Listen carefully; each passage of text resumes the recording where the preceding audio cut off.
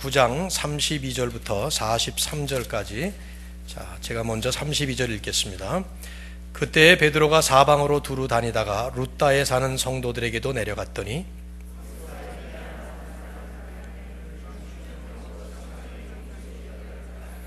베드로가 이르되 에니야야, 예수 그리스도께서 너를 낫게 하시니 일어나 네 자리를 정돈하라 한데 곧 일어나니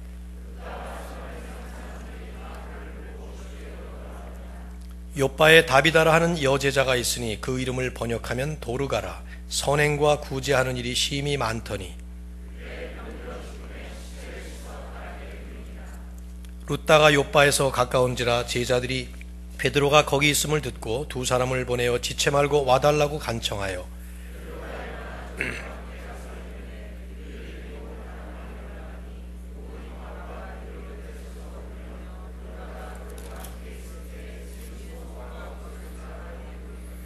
베드로가 사람을 다 내보내고 무릎을 꿇고 기도하여 돌이켜 시체를 향하여 이르되 다비다야 일어나라 하니 그가 눈을 떠 베드로를 보고 일어나 앉는지라.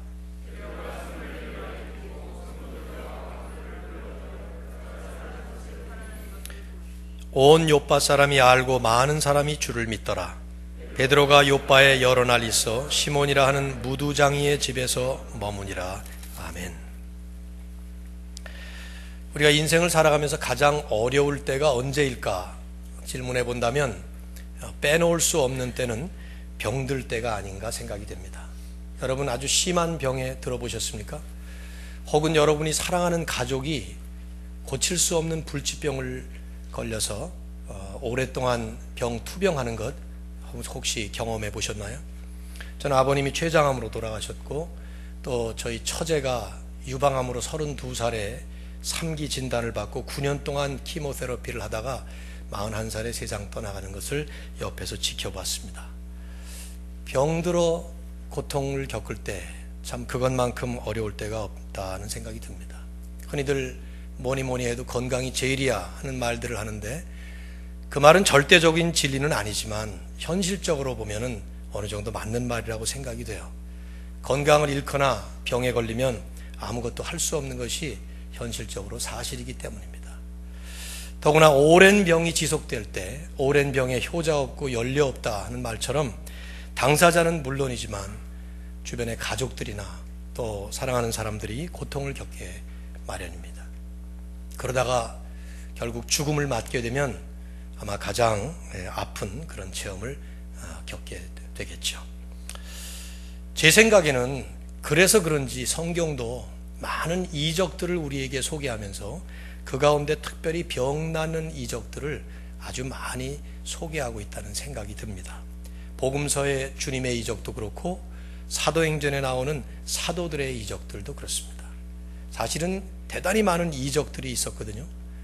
사도들이 그들의 손을 통해서 표적과 기사를 많이 행했다 하는 말씀이 여러 번 나옵니다. 근데 그 중에도 사도행전도 보면 병 낫는 이적들이 대단히 많습니다. 오늘 우리가 보고자 하는 본문 두 가지 이적 사건을 다루고 있어요.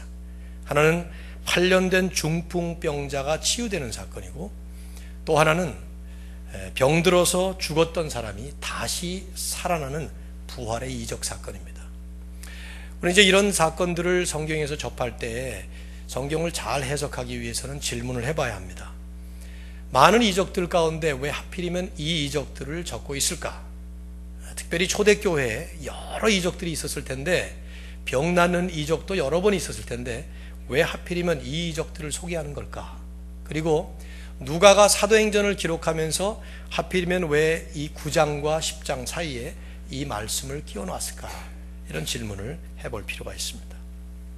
먼저 본문을 우리가 좀 간단히 스케치를 하고 그 다음에 이제 전체적으로 함께 정리를 하면서 그런 질문에 대한 답과 함께 우리에게 주시는 교훈을 말씀 속에서 정리를 했으면 합니다.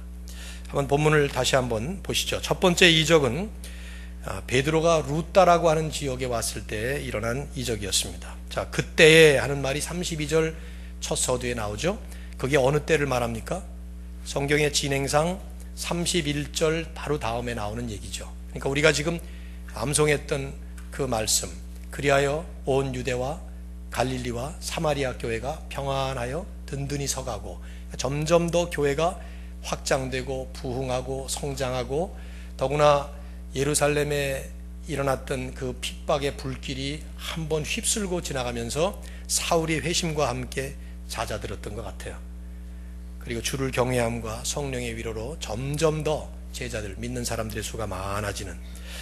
그래서 베드로는 아마 이런 안정된 교회상을 돌아보면서 전도 여행 겸 교회를 돌아볼 겸 성도들을 돌아볼 겸 해서 예루살렘 교회를 잠시 떠나서 이곳저곳을 다니다가 루따라고 하는 지역에 온 것입니다. 루따는 예루살렘에서 약 40km 서쪽으로 지중해 쪽으로 떨어져 있는 그런 작은 도시였어요.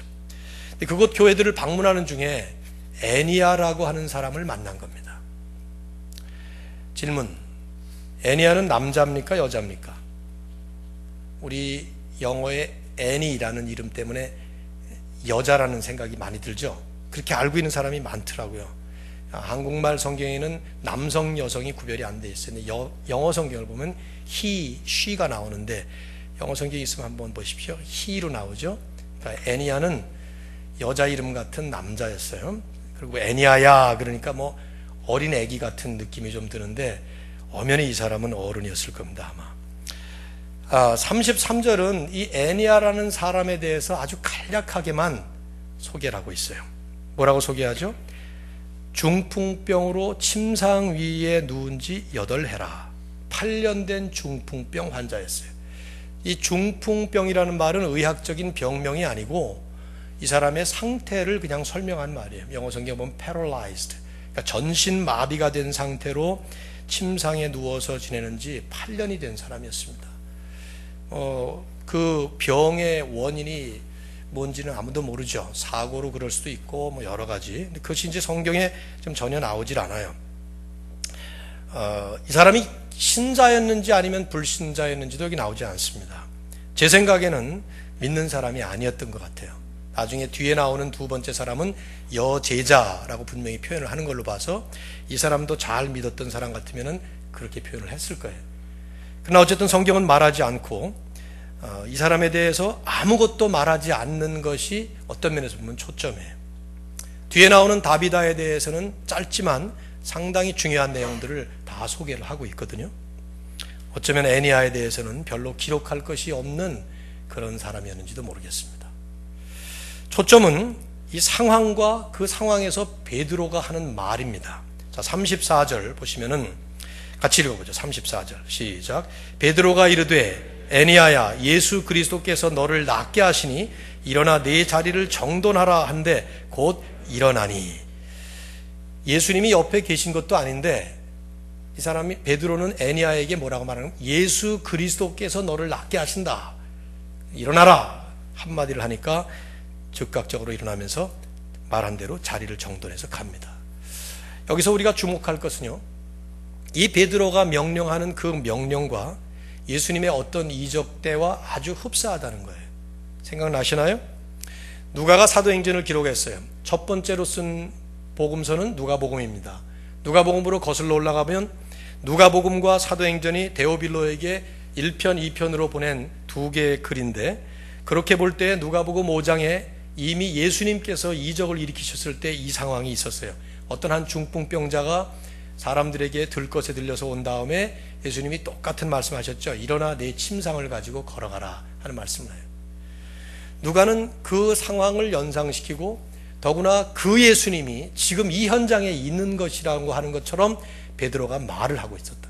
예수 그리스도께서 너를 낫게 하시니 일어나 내 자리를 정돈하라. 그렇게 말을 한 것이죠. 그 말이 떨어지기가 무섭게 즉각적으로 곧 일어났어요. 즉시 치유가 일어났어요. 뭐 천천히 일어난 게 아니라 즉시 일어나 버렸어요. 그리고는 35절 루따와 사론 그 지역에 사는 사람들이 그 다음에 나오는 단어가 중요해요. 여러분이 빼놓으면 안 돼. 다라는 말, 다 그를 믿고 주께로 돌아오니라. 영어 성경에 all the people, 모든 사람들이 다 돌아왔어요. 이 한 사건 때문에 전 마을이 회심이 되는, 전 그 지역이 전부 다 주님께로 돌아오는 놀라운 일이 일어났다는 것을 누가는 짧게 기록하고 있는 것이죠. 두 번째 이적은 이 첫 번째 이적이 일어날 즈음에서 예루살렘에서 북서쪽으로 약 35마일, 여기 루따라고 하는 이 지역에서는 서쪽으로 한 10여 마일 떨어진 아주 가까운 지역에 그 지중해에 붙어 있었던 욥바라고 하는 항구 도시에서 일어났습니다. 욥바는 우리 잘 알죠? 구약에서 요나가 도망을 갈 때 배 타고 다시스로 도망을 갈 때 그 배를 탔던 그 항구예요. 지금의 텔아비브 그 서버브 지역에 있는 자파라고 하는 그런 도시인데요. 그곳에 히브리어로 다비다, 헬라어로 도르가라고 하는 이름을 가진 여자 성도가 있었습니다. 여러분 주목할 것은요, 성경이 이분에 대해서는 짧지만 상당히 무게 있게 그리고 상세하게 소개하고 있다는 점이에요. 자, 36절 보세요. 이걸 제가 다음 주에 암송 구절로 했던가요? 아마 그런 것 같죠? 같이 읽어봅시다. 시작. 욥바에 다비다라 하는 여제자가 있으니 그 이름을 번역하면 도르가라. 선행과 구제하는 일이 심히 많더니, 이분의 성품을 암시하는 이름, 그리고 이분이 살았던 그 삶의 행적들을 설명하는 말을 한 절 속에 무게 있게 담고 있습니다. 이분의 이름은 다비다 혹은 도르가였어요. 같은 뜻인데 하나는 아람어 히브리어고요, 다비다라는 말은, 도르가는 그 당시에 통용되고 있었던 헬라어 그리거였습니다. 둘 다 뜻이 한자어로 영양이라고 그러나요? 그 어린 사슴, 네, 가젤이라고 그럽니까? 그걸 뜻하는 말인데, 이것은 성경에 이 동물은 항상 좋은 이미지를 가진 그런 동물로 나옵니다. 대표적으로 잠언 5장 19절에 보면 그 아내와 남편의 사랑을 이제 설명을 하면서 젊은 아내를 가리켜서 그는 사랑스러운 암사슴 같고 아름다운 암노루 같으니 너는 그 품을 항상 족하게 여기며 그 사랑을 항상 연모하라, 이런 말이 나와요. 그러니까 여기 나오는 그 암사슴, 암노루, 우리 동네 사슴들은 이렇게 아름답지 않습니다. 우리 동네 사슴들은 고약스럽죠. 뭐 심어놓으면 와서 뜯어먹고 어떨 땐 죽이고 싶도록 미워요. 제 아내가 제일 싫어하는 동물 중에 하나인데요. 그리고 걸핏하면 자동차에 부딪혀가지고 무게도 있어가지고 자동차 그냥 일본 차들은 다 찌그러지게 만드는, 그래서 사슴 그러면 우리는 별로 전 하여튼 별로 그렇게 이미지가 안 좋은데, 그런 사슴 말고 그러나 그래도 그 사슴들도 보면은 선하게 생겼죠. 자세히 여러분이 보시면 그 디어 헌터에서 보면은, 영화 얘기는 하지 맙시다. 거기 아무튼 이 암사슴, 뭐 어린 그 암노루, 이런 그 동물들은 이 도르가 혹은 다비다라는 이름의 뜻인데, 선하고 아름답고 덕스러운 그런 미덕을 가진 이런 여성의 성품을 설명하는 것입니다. 제 생각에 요즘 현대 여성에서는 보기가 좀 드물 것 같아요. 전 요즘에 여자들이 좀 무서워요. 특별히 한국 여자들 무서워요. 한국에서도 제가 이렇게 차 타고 가다가 좀 너무 이렇게 신호가 참 안 걸리고 그래서 바뀌었는데 안 가서 한번 빵 했다가, 얼굴은 굉장히 예쁘게 생긴 여자인데 막 그냥 한국식 F욕을 막 퍼붓는 통에 제가 혼났던 적이 있어요. 아무튼 참 지금도 가슴이 철렁한데, 그런 사람들 말고 아주 선하고 우리 임마누엘 교회 여성도 같은 그런 덕스럽고 아름다운, 비꼬은 거 아닙니다. 그런 이게 성품을 얘기하는 거예요. 근데 이제 그 성품뿐만 아니라 이분의 행적을 간단하게 설명하고 있죠. 선행과 구제하는 일이 심히 많더니, 영어 성경을 보면 She was always doing good and helping the poor. always라는 말을 썼어요. 항상, 이게 헬라 원어를 그대로 번역한 말이에요. 그러니까 항상 좋은 일을 하고 doing good, 그리고 가난한 사람들, 헐벗은 사람들을 도와주는, 뭐 초대교회의 미덕 중에 미덕이죠. 그래서 39절에 보면 많은 과부들이 모여서 이 사람의 죽음을 슬퍼하는 거예요. 영어 성경을 보면 모든 과부들이 모였다고 나와요. 그러니까 욥바에 사는 과부들이 다 모인 거예요, 거기. 왜냐하면 전부 도움받은 사람들이 아니었을까, 그런 생각이 들어요. 제 생각에는 당시 어려운 사람들 가운데는 과부들이었으니까. 요즘에 과부들은 부자들이 많지만 그때는 없었습니다. 우리가 지금 생각을 2000년 전으로 돌아가야 되니까. 근데 병들어서, 오늘 본문에 보시면 37절에 그때 병들어 죽음에, 얼마나 오랜 병이 걸렸는지도 모르겠고, 근데 어쨌든 죽었는데 시체를 씻어서 다락에 누였습니다. 왜 매장을 하지 않고 장례식을 치르지 않고 씻어서 달하게 뉘어놨을까? 많은 성경학자들이 궁금해해요. 그래서 초대교회에 아마 재림신앙을 가진 사람들이 주님의 재림을 기다리면서, 혹은 부활신앙을 가진 사람들이 부활할 것을 기대하면서 그랬을 수 있겠다, 이런 얘기들을 하는데, 문맥으로 볼 때는 아마 이들은 그 베드로에게 어떤 이적을 기대했던 것 같아요. 그래서 곧바로 그 다음에 나오는 말을 보면은 여기 38절에 룻다가 요바에서 가까우니까 소문을 다 들었겠죠. 베드로라는 분이 오셨고, 그 다음에 거기서 어떤 사람이 8년 동안 병들었는데 불치병 환자가 즉각적으로 일어났고, 온 동네가 발칵 뒤집어질 만큼 놀라운 역사가 일어났다는 소문이 들린 거예요. 그 얘기를 듣고 나서 사람들 2명을 보냈어요. 그리고는 베드로를 보고 지체하지 말고 와주십시오. 빨리 와주십시오. 그런 거예요. 무슨 생각을 했을까요? 나사로가 살아날 때 예수님께서, 나사로가 죽기 전에 마르다와 마리아가 예수님에게 보냈는데 오시는 동안에 지체되는 바람에 죽었잖아요. 그런 사건을 연상했을 수도 있고, 정확하게는 알 수 없어요. 추측만 할 뿐이죠. 그러니까 성경에 정확하게 나와 있는 것만 우리가 봐야 되는데, 어쨌든 이분들이 지금 절박하고 간절하게 베드로를 모셔다가 뭔가를 하려고 하는 그런 모습을 역력하게 보여주고 있어요. 베드로가 곧바로 달려갑니다. 역시 이제 이 본문에서 우리가 주목할 것은 이 상황과 그 상황을 처리하는 베드로의 말과 그의 모습이에요. 보시면은 39절, 베드로가 일어나 그들과 함께 가서 이르매 그들이 데리고 다락방에 올라가니 모든 과부가 베드로 곁에 서서 울며 도르가가 그들과 함께 있을 때에 지은 속옷과 겉옷을 다 내보이거늘. 그러니까 아마 살아있을 때 이분은 옷을 많이 만들어서, 그 당시에 가난하니까, 가난할 때는 먹는 것과 입는 것이면 끝나죠. 그렇죠? 뭐 화장하고 뭐 향수 뿌리고 이런 거 없잖아요. 먹을 게 마련되면 되고 추우니까 입을 것만 있으면 돼. 그런데 이분은 아마 재주가 있었던 사람인지는 몰라요. 재봉틀 기술이 있거나 뭐 깁는 기술. 그래서 옷을 많이 만들어 가지고 많은 사람을 돌봤던 그런 것 같아요. 그걸 전부 다 보여주는 것이죠. 이렇게 좋은 일을 하던 분이다 하면서 많이 슬퍼하던 거예요. 그래서 베드로가 40절에 보면 전부 다 사람을 내보냅니다. 그리고는 무릎을 꿇고 기도합니다. 그런 다음에 돌이켜서 시체를 향해서 한마디 말을 던져요. 다비다야, 일어나라. 그러자 그가 즉시 눈을 떠서 베드로를 보고 일어나 앉습니다. 여러분, 상상되는 장면이 없습니까? 복음서에 상상되는 장면이 없어요? 누가복음을 보면, 뭐 다른 복음서에도 나오지만 누가가 전한 복음서를 보면 8장 54절에 회당장 야이로의 딸이 죽었을 때 상황하고 비슷해요.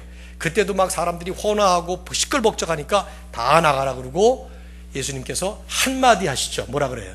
소녀야 일어나라. 그 말을 아람어로 했다고 마가복음에 나오는데, 그 말이 어떻게 뭐라고 나오는가 하면 달리다 쿰.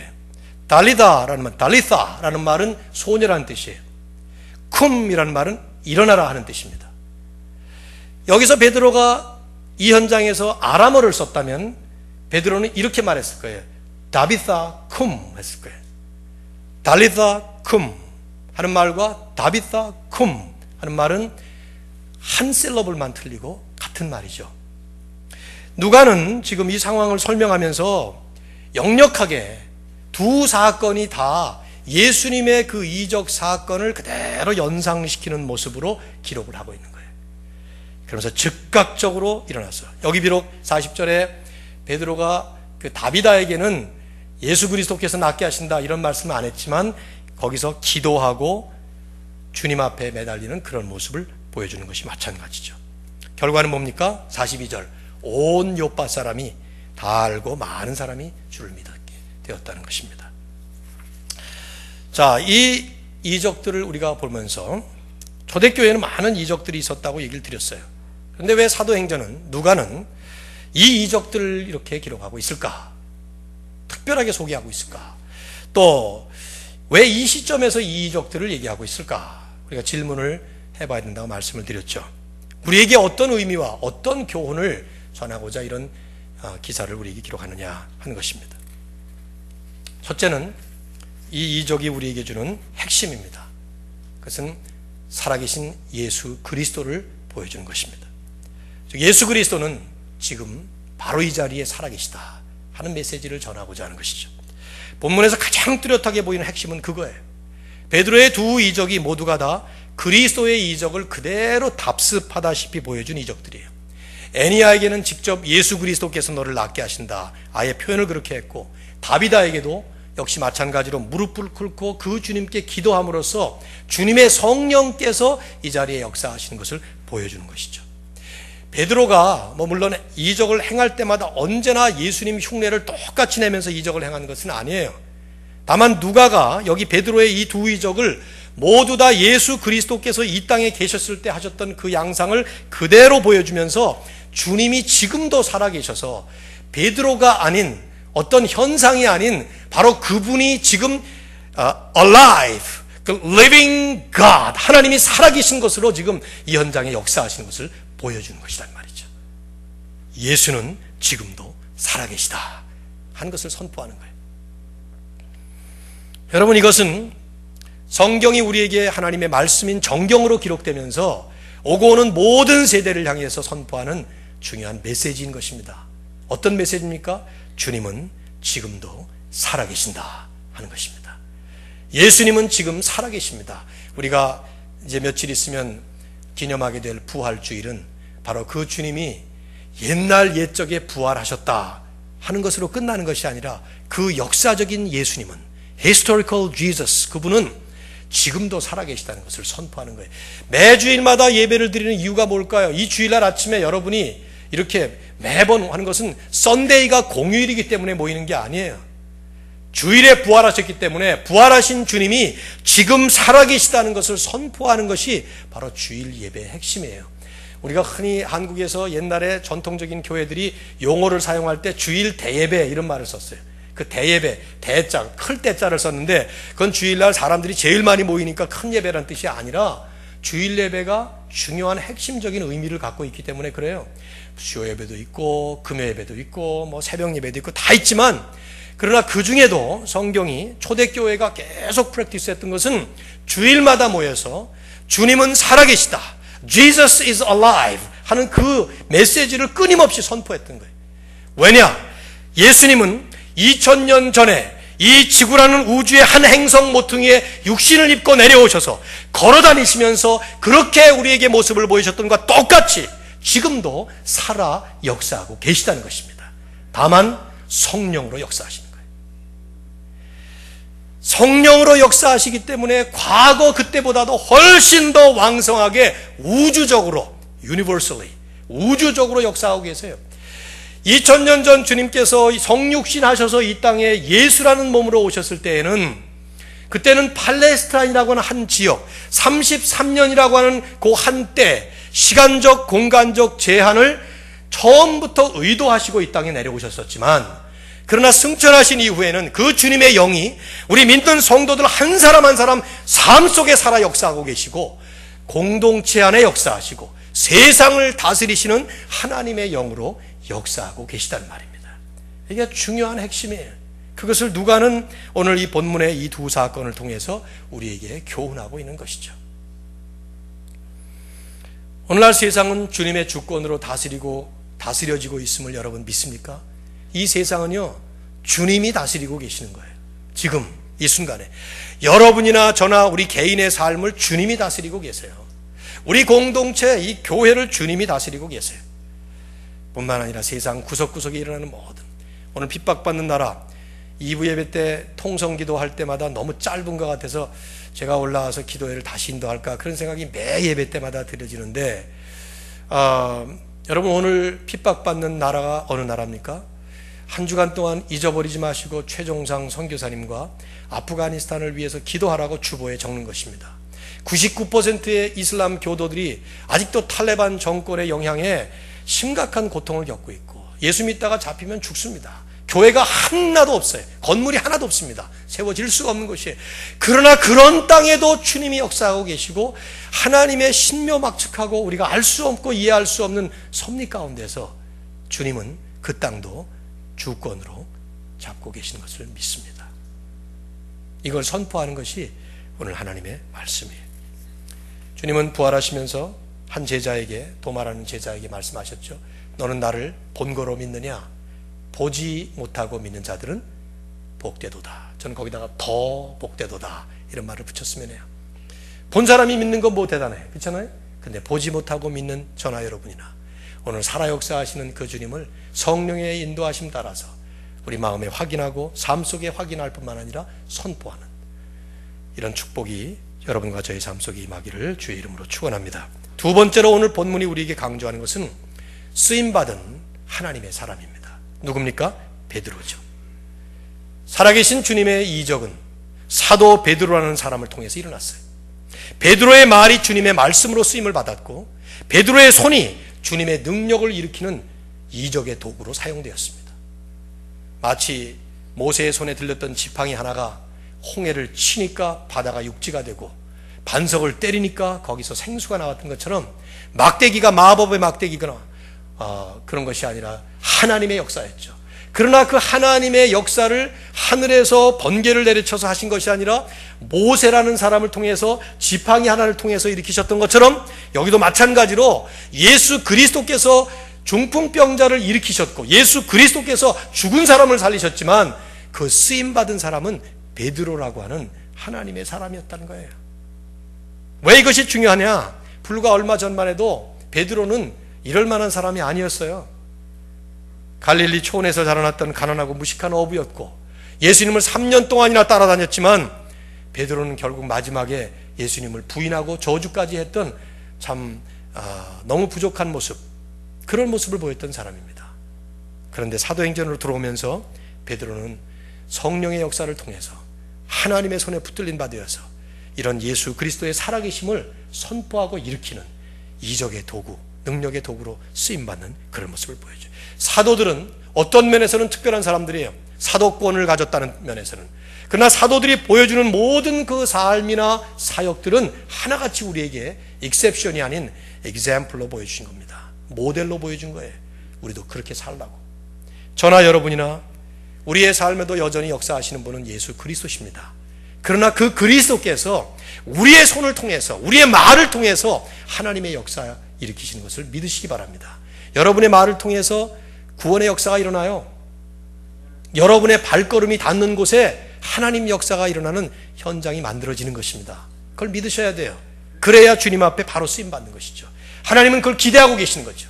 그래서 우리 보고 내가 증인이 되리라 말씀하신 거예요. 사도행전은 그걸 강조하는 성경이죠. 세 번째로 오늘 이 본문 통해서 우리가 주목해야 될 부분은 진행되는 하나님의 섭리라는 것을 생각해 볼 수 있어야 돼요. 이 사건은 결국 베드로를 인도하고 계신 하나님의 섭리를 보여주는 사건이에요. 왜냐? 우린 지금 9장 32절부터 43절을 떼서 봤어요. 그러나 그것을 앞뒤 정황에 이 사도행전에 흘러가는 흐름 속에 끼워보면 이건 따로 떼을 부분이 아니에요. 전체를 다 봐야 되죠. 그렇죠? 전체를 다 보면 베드로를 루따에서, 예루살렘에서 루따로 인도하시고 루따에서 요빠로 인도하신 다음에 이제 그 다음 순간에 하나님은 십장으로 넘어가면서 가이사랴로 인도하십니다. 누구를 만나게 하기 위해서? 고넬료를 만나게 하기 위해서. 그래서 드디어 고넬료라고 하는 이방인을 전도하게 함으로써 복음이 이방으로 향하고 있다는 그 복음의 물결, 하나님 섭리의 흐름을 우리에게 은근히 기대하도록 만드는 거예요. 하나님의 섭리가 진행되고 있었던 거예요. 베드로는 최선을 다해서 자기가 하는 일도 하고 있었던 것이죠. 애니아나 다비다는 자기들의 고난을 지금 이 과정 속에서 은혜로 받은 거예요. 요빠의 사람들이 구원을 받았고 루따에 있는 사람들이 구원을 받았습니다. 그러나 큰 그림으로 볼 때 이 모든 사건들과 모든 사람들과 모든 단계와 순간들은 하나같이 하나님의 섭리라고 하는 큰 대하 드라마 속에 중요한 한 부분으로 쓰임을 받고 있었던 것이죠. 뭘 우리에게 보여줍니까? 그 역사의 흐름이 지금까지 진행이 되고 앞으로도 계속되어서 하나님이 이 땅의 마지막을 종식시킬 때까지 계속될 거라는 거죠. 그런 자리에 지금 우리가 서 있는 거예요. 여러분의 삶을 여러분이 살고 있는 것이고요. 여러분이 태어났던 생년월일, 그리고 여러분이 세상을 떠나게 될 마지막 장례날, 이게 언제일지 한번 생각을 해보십시오. 짤막한 한 생에 70, 80을 살아도 짧습니다. 이게 얼마나 짧은지 몰라요. 잠깐이니까. 그러나 그 짧은 한 생에, 그리고 우리가 하는 일들이 과연 뭐겠습니까? 별로 대단치 않은 일들이 대부분일 거예요. 그러나 하나님은 하나님의 거대한 역사의 대하 드라마 속에 우리를 사용하고 계시고 지금 이 순간을 사용하시고 우리의 현장들을 사용하신다는 이것을 분명히 우리는 믿어야 합니다. 그래야 우리는 우리가 할 일을 제대로 할 수 있는 것이라 이 말이죠. 저는 오늘 이 말씀을 보면서 특별히 전혀 다른 이 두 인생의 기록을 제 마음에 담습니다. 두 사람의 인생이 소재가 되어 있어요. 성경도 그렇고 뭐든지 다 그런데 소재와 주제가 다 중요해요. 주제는 제가 지금 말씀드린 세 가지예요. 살아계신 예수 그리스도, 쓰임받은 하나님의 사람들, 진행되는 하나님의 섭리, 이게 주제예요. 근데 이 주제 속에 쓰임받은 소재는 여기 두 사람의 인생이에요. 근데 이 두 사람의 인생 기록이 너무 판이하게 달라요. 한 사람은 그냥 8년 동안 전신마비가 되어서 침상에 누워 있었던 사람이었습니다. 그 외에는 기록한 것이 아무것도 없어요. 우리가 이 사람에 대한 성경이 정죄를 하지 않으니까 특별히 모자란다고 정죄할 필요는 없지만 성경이 말씀하는 그대로를 보면 기록할 것이 없는 인생이었다 이 말이에요. 이 사람이 그래도 기록할 만한, 남길 만한 것이 있다면 여기에 남겨졌을 거예요. 그런데 전혀 없어요. 그런데 또 한 사람은 다비다, 도르가, 아름다운 이름을 가져서 아름다운 성품을 암시할 뿐만 아니라 선행과 구제를 많이 했다고 기록을 하고 있습니다. 한 사람은 그의 고난에 아무도 슬퍼하는 기색이 전혀 없는데 한 사람은 그의 죽음을 너무 아쉬워하고 많은 사람들이 슬퍼하면서 살리고 싶어하는, 그래서 베드로가 왔다고 하니까 즉각적으로 그에게 찾아가고 그에게 사람을 보내서 돌아와서 살려달라고 하는 다비다는 참 좋은 인생을 살았던 사람이었던 것 같습니다. 우리의 인생이 지나가고 나면 아무것도 기록할 것이 없는 인생이 될 수 있는가 하면 그는 살아생전에 선행과 구제를 많이 하고 하나님을 잘 섬기고 주님이 뜻하신 바 부르신 바에 최선을 다해서 멋지게 살다 갔던 분이다. 그래서 장례식 때 많은 사람들이 좀 더 살았으면 좋았을 텐데 그렇게 탄식하는, 그렇게 아쉬워하는 그런 사람들이. 제가 장례식을 참 많이 치러봤는데 참 잘 살다 가신 분들은 하나같이 다들 그래요. 좀 더 사셨어야 되는데 이분이 살아계셨더라면 누구에게도 도움이 됐고 어떻게도 도움이, 그런 얘기를. 근데 이제 한 번도 제가 직접적으로 들은 적은 없어요. 이 사람은 너무 오래 살았습니다. 진작 가버렸어야 되는데 너무 오래 살다가 남들에게 짐만 되다, 이렇게 말한 사람은 없는데 인상을 보니까 그런 인상이 있는 가정은 제가 여러 번 봤어요. 평생도록 아내에게 속만 썩이다가 가족들에게 짐만 되다가 사회에 덕이 되지 아니하고 오히려 악이 되다가 그렇게 되다가 간, 저나 여러분이나 우리의 인생을 지금 어떻게 빚어가고 있습니까? 물론 예수님처럼 처음부터 끝까지 무공해처럼 완전하게 살 사람은 아무도 없죠. 우리 가운데 우리의 삶 속에 어떤 조각들은 참 부족한 부분이 있겠고 어떤 조각들은 아름다운 부분이 있을 거예요. 본회퍼가 The Cost of Discipleship이라는 책 속에서 말한 것처럼 우리의 삶에는 쓰레기처럼 버려야 될 조각들이 있고 영원히 간직해야 될 조각들이 있다. 중요한 것은 우리가 한순간 한순간 한 조각 한 조각을 붙여나갈 때 지금 어떤 조각을 만들어가고 있는가 하는 질문을 하는 것입니다. 하나님은 하나님의 거룩한 섭리를 진행해 나가시면서 우리 모두를 사용하십니다. 그러기를 원하십니다. 저와 여러분의 삶이 주님 앞에 다비다처럼 베드로처럼 그렇게 아름답게 쓰임받아서 주님의 영광을 멋있게 나타낼 수 있기를 우리 주 예수 그리스도 이름으로 축원합니다. 자, 우리 한번 기도합시다.